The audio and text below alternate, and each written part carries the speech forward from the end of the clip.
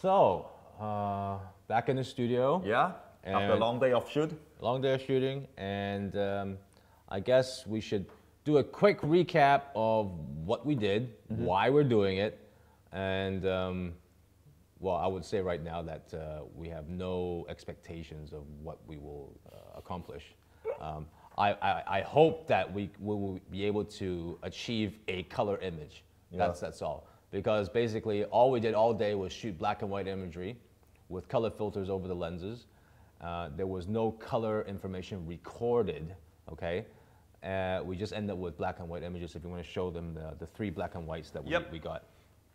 So with each filter, do you want to zoom out to the three that we picked? Yeah, we could. Yeah. While you're talking. So basically, you know, red filter, green filter, blue filter, and then here's the red and the blue, and we're just looking for the green. And the green one is this one. Yeah. Right? So they're all black and white shots, right?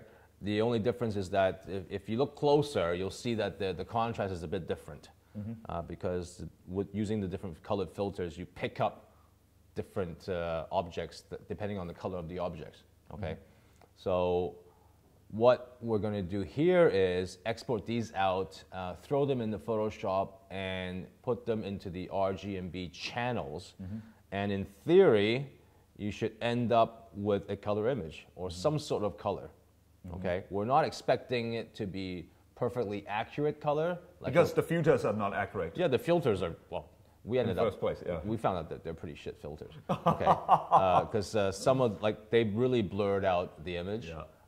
And we were forced to show people that. We were forced to shoot a fourth shot without any filters just so we can get a sharp image.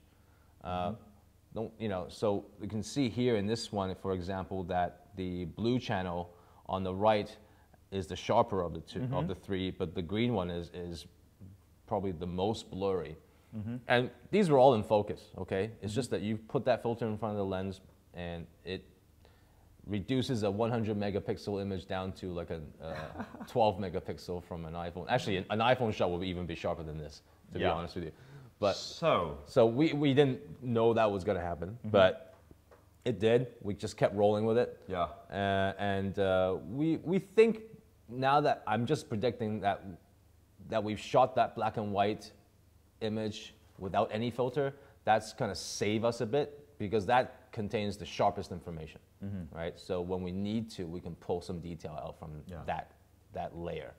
But let's just work with these RGB layers first and throw them into the channels and see what happens. So we're still in Capture One right now. The software that we use to capture with, we got to export these out into what, JPEGs? Yeah, JPEGs. Okay. And before that, maybe I just want to do some like minor adjustment to bring back some of the highlights, like maybe something like this, okay? And then we'll bring back some of the shadows, something like this. And then I'm copying this adjustment and apply that to all three photos. That's it. And then I'll just export all these as JPEGs. So, Yankov, tell me, like, this Phase 1 achromatic black and white back is supposed to have the highest dynamic range out of all of them. Is that true? Dynamic range? Yes, I think so. Okay. At least they are claiming it because, first of all, the reason that they are creating this is you don't have any filter in front of it. You are using the best bit of the sensor and capturing everything it could.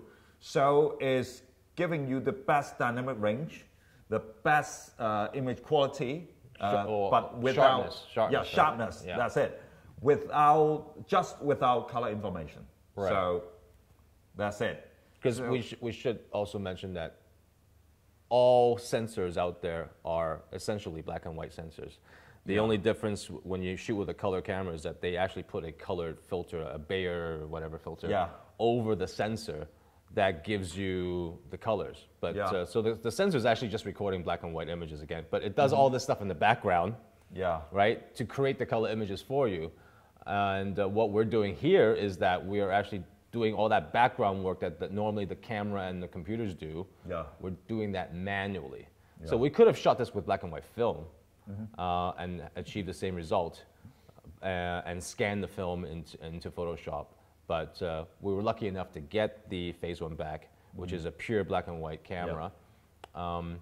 And I should also mention that this scene that we shot the car in is probably a real good test of dynamic range because it was like probably the most extreme contrast situation where you had the blue sky in the background and also really dark deep shadows. So we didn't take a measurement of what the extreme, but we were pretty sure it was stretching the limits of any camera. Okay, so let's try. Let's try and see what's going to happen. First of all, I need to rename these photos to the filter name so that we know which one is which. Let's go back to capture one. This is the red one, 50, and this is actually the blue one. I'm pretty sure this is actually the blue one. Oh yeah, 57. Yeah. Okay. And this is the green one. Okay. 71. So so they mixed up the color tag. So. Okay, the 51, this one is red. Right. Okay, and the 57, is this one is blue. Okay. There are reasons, I can tell you why. Because when we were shooting, we discovered that all these different filters are actually affecting the exposure quite a bit. Yep. And the blue one and the green one are pretty similar to each other in terms of exposure. So that's why when we were shooting, I shoot the red one first and then I'll shoot the blue one. So the order is always red, blue, and green. That's how we shot it. So I'm pretty sure from the file number, this is the right way. You shot red, blue, and green? Yeah, okay. Red, then blue, then green. So it's RBG. Yeah, when we were shooting. Okay. Okay. So we got all these three files into one Photoshop file, 3 layers, okay? I'm naming all of them according to the filters we used. And what I'm going to do next is, first of all, I want to align these photos. You know, so they are on tripod, probably when I'm pressing the shutter button or anything, it will move for just a tiny bit, and I don't want that to happen. So let's just align that. So as a precautionary step, we're just going to align as best we can. And also, bearing in mind that some of them were soft, not sharp, this is going to help a little bit. It's not going to solve the sharpness problem because, you know, once you're blurred, you're blurred. You can't fix it. Let's look at that again. That's the green one, the sharpest one, and then this is the blue one. You can see the red one, pretty similar, but they are now aligned. Okay?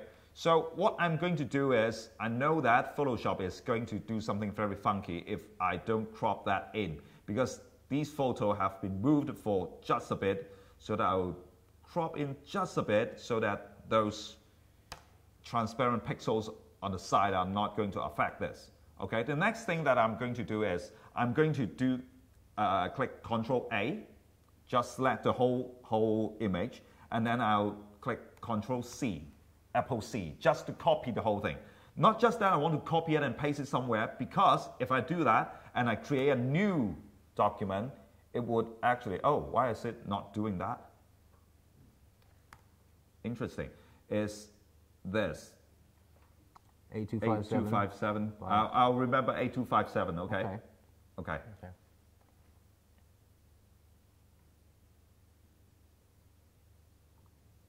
Okay. A257 and 11177. Yeah. Okay. And why is it 144? Interesting. Okay. It shouldn't really matter if you. Yeah, of course. Yeah. Okay. Okay. So here is an empty new Photoshop file. So do you still need these ones back? I don't. Okay. I can just close them. Okay. I have this. So what I'm going to do next is, with this photo, we are blocking. With this new Photoshop file, I'm going into the channel, and then what is the first one? The first one is green, okay? So that we would play with the green one first. What I'm going to do is pretty simple. Just Ctrl A, select the whole image, and Ctrl C, and then we'll go into this, click only this layer and paste it there. Okay. So basically, we're taking the green layer and copy it and then pasting it into the green channel. Yeah. Just like we're that. making it a channel. Okay, and then I'm going to use the blue one. Same thing, copy, and then I'll go into the blue one and paste it. Okay. Okay. Interesting enough, we are going to get this. Okay. Yeah, we're still missing the red channel, but Yeah. it's showing red. Okay, and then we'll be doing the same thing with the red channel, and then we'll go here, okay, the moment of truth. Okay, so if everything goes right, 1, 2, 3, bam, Okay. this is what we get. So there is color. Yeah. And my first impression is that it looks like you know, an old desaturated kind of antique. There's a bit of messy color fringing going on in the Yeah. background. Look at that. Yeah, like Yeah. wow, that's weird. Yeah. That's weird, right? It's not too like it's not that unsharp. We shot it at f4 because we wanted to just concentrate on the clean lines of the car and blow out some of the dirty backgrounds. Okay, so as far as we're concerned, I think that there is color information here. So if you look at the channels again, you see just your regular RGB on top and then red, green, and blue on the bottom. And if you look at the layers, it's just one background layer. So you can work on this from this point starting, just like a regular image. You can apply your adjustment layers, and what we can probably do now is probably just throw a few adjustment layers on. I think the first thing I would want to do is maybe, just as a hack, I would just throw the background layer into camera raw filter and maybe just crank up the clarity a little bit as a starting point. Oh, the profile is monochrome now, so we need to change that back to something else. Yeah. Well, Why? That's all you Wow, got. that's very interesting. That's very interesting because that is interesting. Doesn't matter actually because we have color to play with. So I just wanted to boost that a little bit. Okay, that so you can do what's before and after. You know, it's just a little bit. And then maybe the next thing I want to probably do is to play with the hue and sat a little bit. I'll just crank up the global saturation, see what that happens there, right? And maybe I will go into the yellows a bit and see what happens.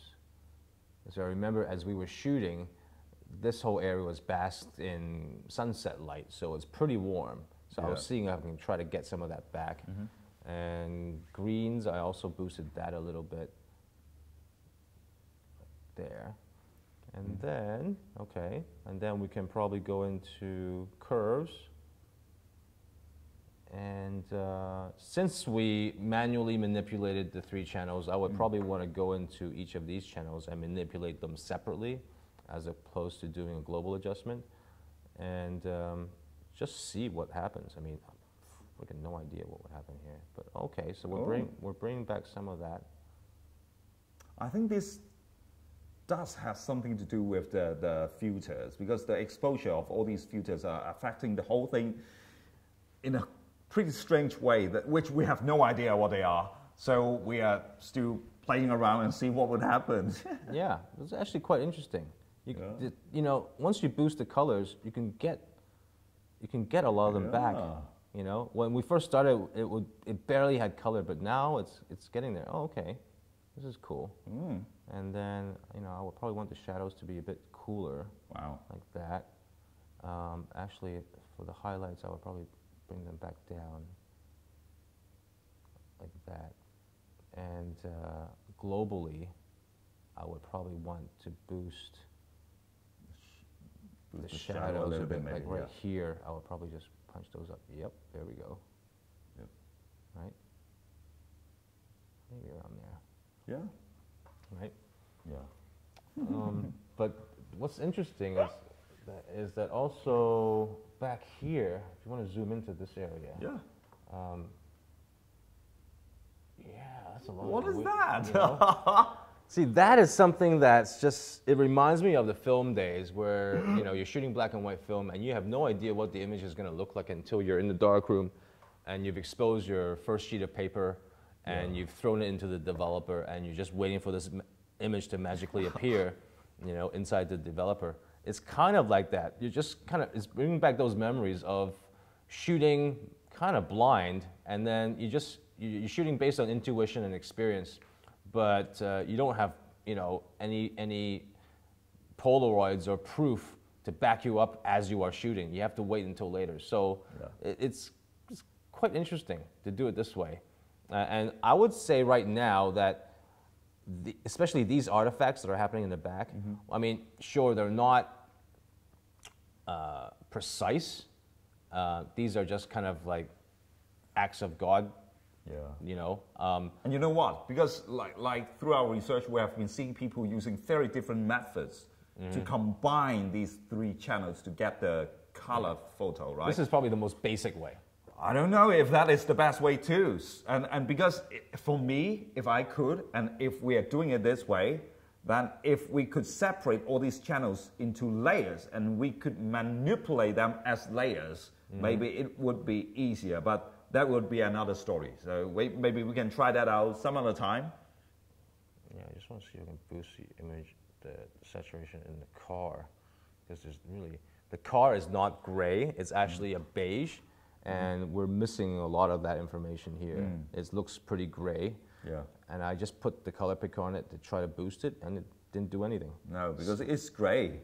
Yeah, it looks gray. And the histogram is looking pretty strange. Yeah, it's breaking up. It's breaking up. Yeah. So I think we're can we try to turn off all these adjustments and see what okay, works? so it was the curves that broke it up. Yeah. So I probably went a bit overboard in the curves. Yeah. And it's a 8-bit JPEG.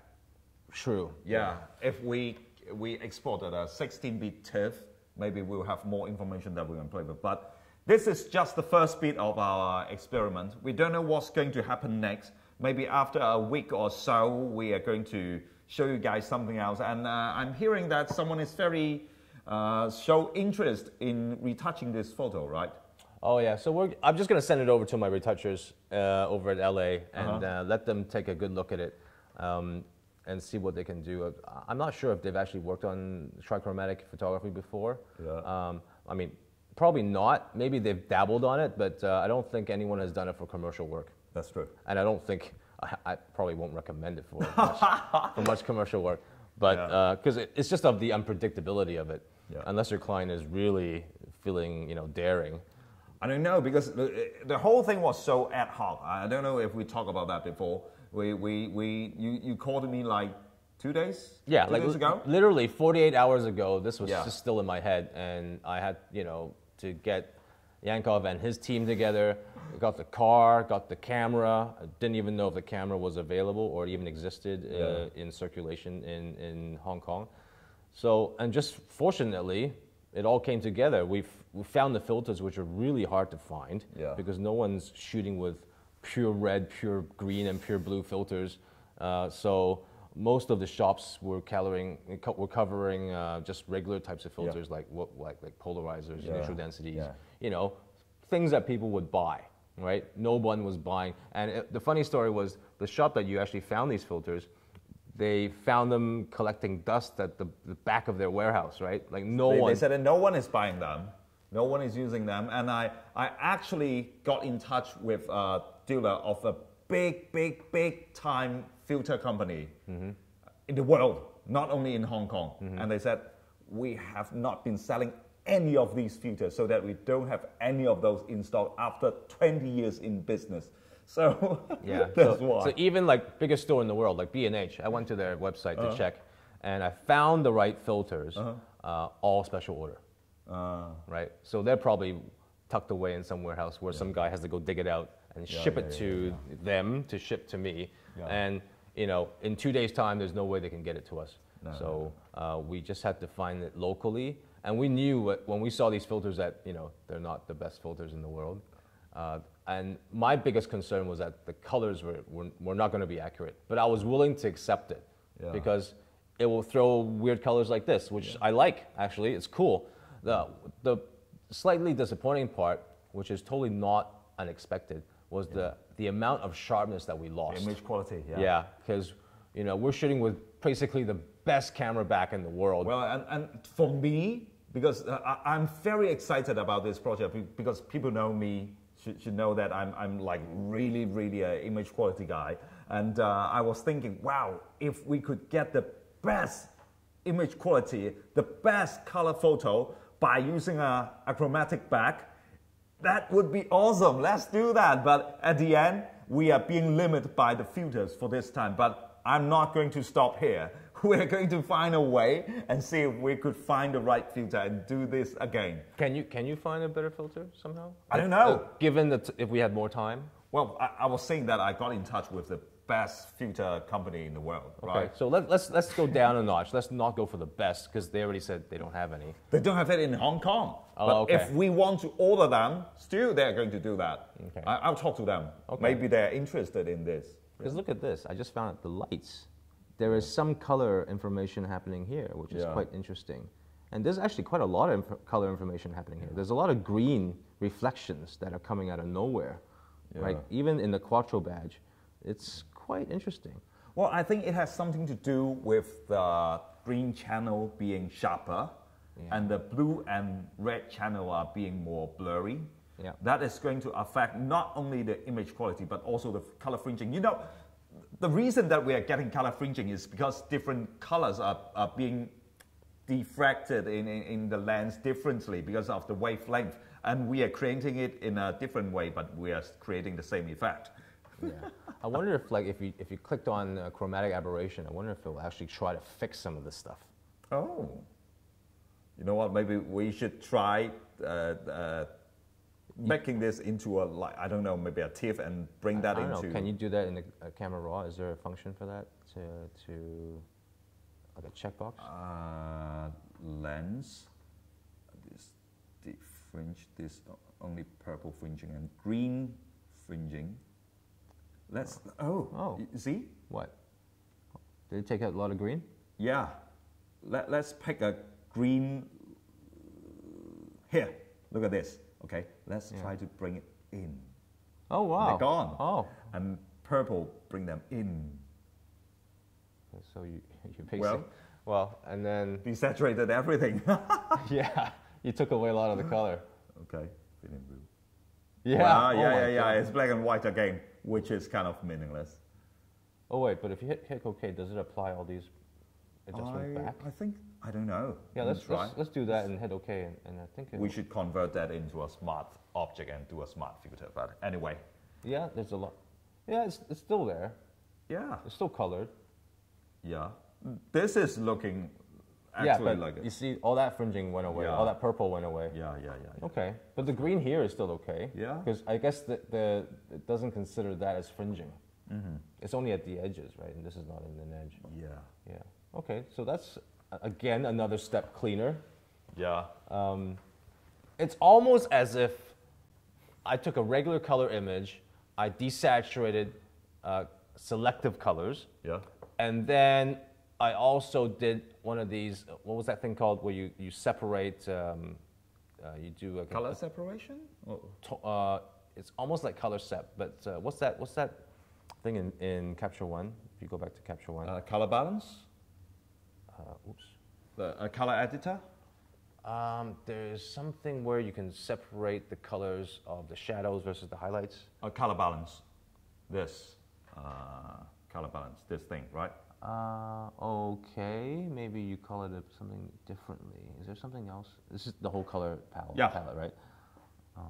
Color editor, you can pick a color and edit that. Maybe. If not, then it's color balance. Okay. So yeah, I think in Lightroom they call it something else. Yeah, maybe. But it seems like it's kind of gone through that kind of process where you can, tone your shadows to like blue and then have your highlights a different color. I think it's this color balance. Okay. I'm pretty sure. Okay. Yeah.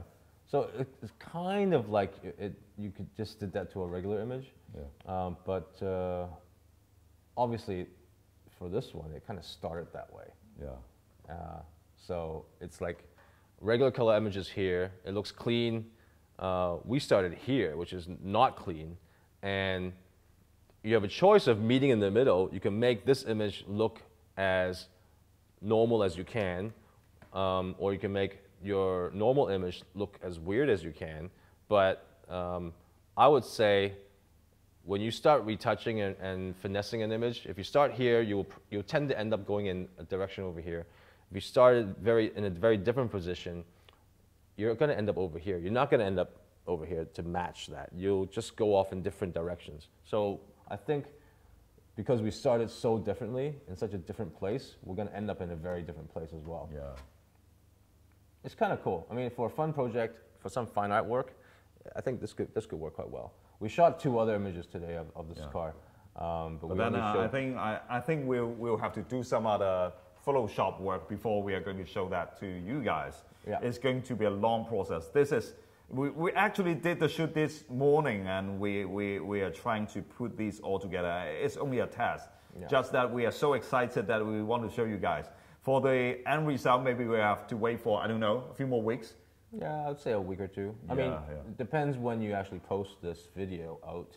I mean, the timer obviously for everyone starts at that point. Yeah. So, but in actuality, we have already maybe started retouching it already. Yeah. So, yeah, I think it shouldn't take too long because we're not doing really hard retouching. We're just basically doing tonal and color grading, which is generally a faster way. If you want to start doing hard retouching, like say we want to get rid of certain objects in the image, or cutting and pasting stuff, that takes a lot more time to do well. But just for tonal grading and color grading, I think it's actually more fun and faster to do. It's just that those boys, they really know their color science as well, so they can probably just pick this image apart, mechanically, and reassemble it in a much better way than we can possibly do. So yeah, I'll see how it goes, but it should be pretty good at the end. I'm looking forward to it. It's going to be just, I think, for me, it'll just go on a very weird tangent. Like, color accuracy is not a concern. No.